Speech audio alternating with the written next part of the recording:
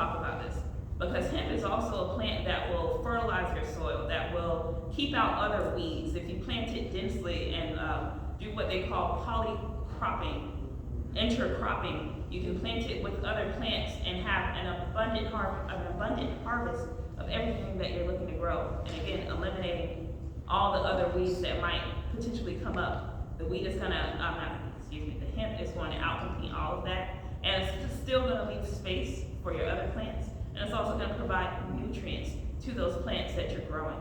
So, it's like a win-win-win-win-win, right? Where do we lose? We definitely lose when we talk about, okay, I'm a transport guy and I'm just transporting the hemp from A to B, but I get caught by the police and the police doesn't know if it's real hemp or if it's real marijuana, and I get put in jail either way while they figure it out, right? We have a lot of that going on. At the same time, it's hard to legalize a plant that has been criminalized for so long, and there are people that are in jail right now sitting for a plant that you're talking about legalizing right now. So the real holdup is that we can't do anything until we deal with the people that have been wrongfully indicted, given these super long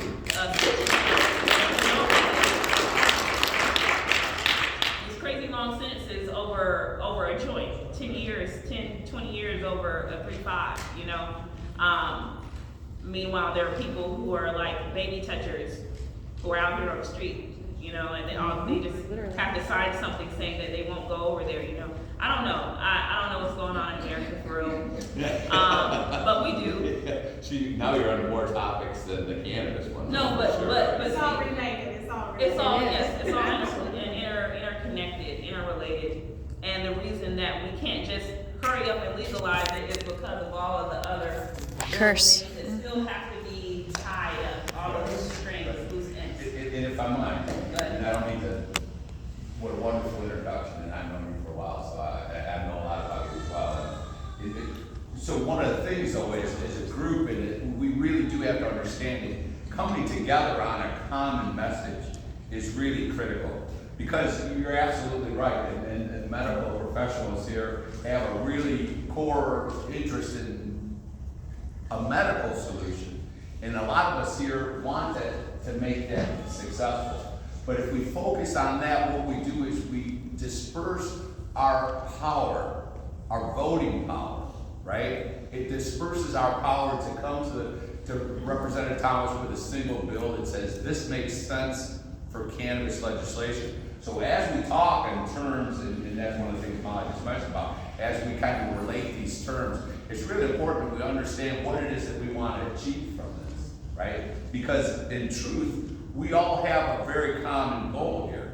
We want hospice care, we want elderly care, we want comfortable in lifestyle issues, right? Which is kind of associated with the plan originally. Personally, I'm just looking at us being able to fulfill our base level hierarchy needs at a lower cost. Mm-hmm. Food, clothing, shelter, right?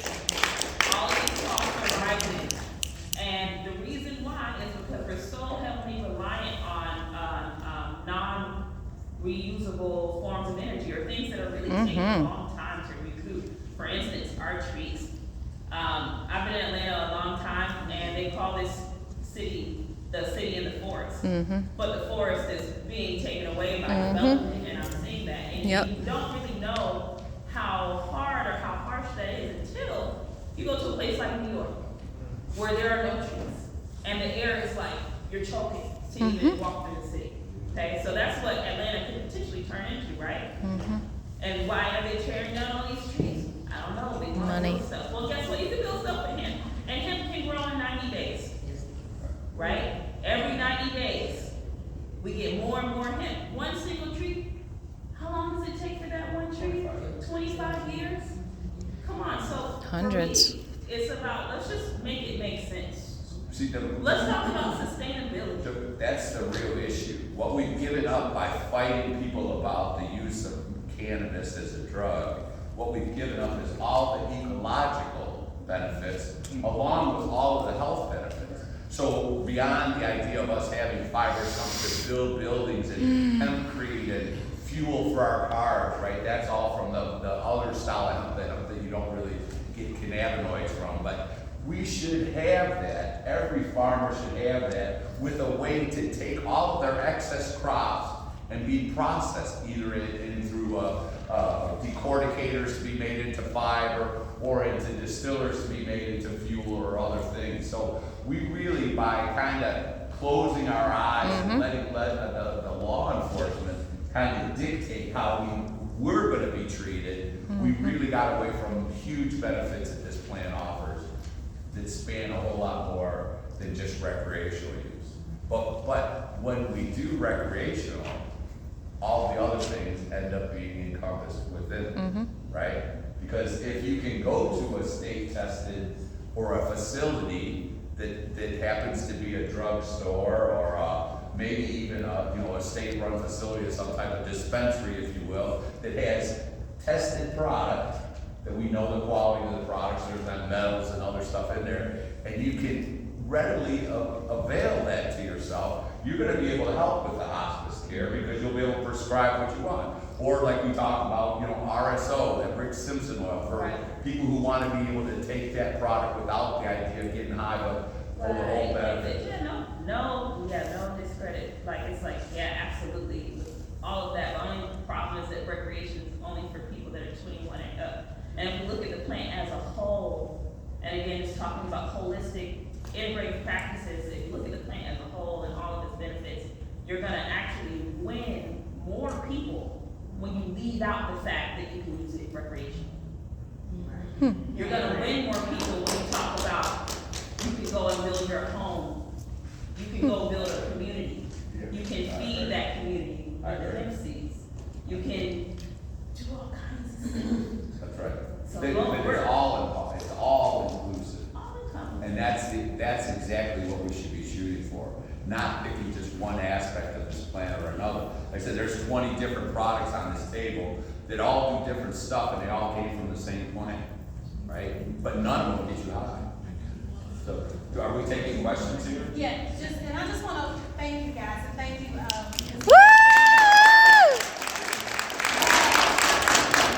One thing Ms. Beavers did say, she was also a candidate along with David for agriculture. Let me just properly introduce you right quick. MOLLIE Beavers is an agriculturalist who believes in replacing food deserts with food forests and food swamps with fresh food markets. She's a former candidate, again, for the Agriculture Commissioner. Her work and experiences include urban farm planning, event production management, and customer service. MOLLIE works together to create healing experiences for communities as she engages with them. And MOLLIE is a certified integrative nutrition health coach. She provides everyday solutions for everyday health using herbs and yoga. Thank you.